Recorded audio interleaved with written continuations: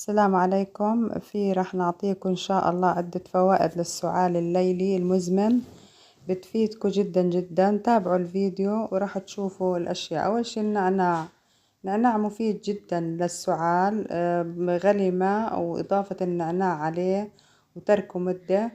ونفس الإشي البابونج برضو بفيد في السعال ليلا. وممكن نضيف الزنجبيل كمان بماء مغلي ونتركه مدة ونشربه بالليل. وهذا أشياء كلها مفيدة جدا جدا. وسلامتكم.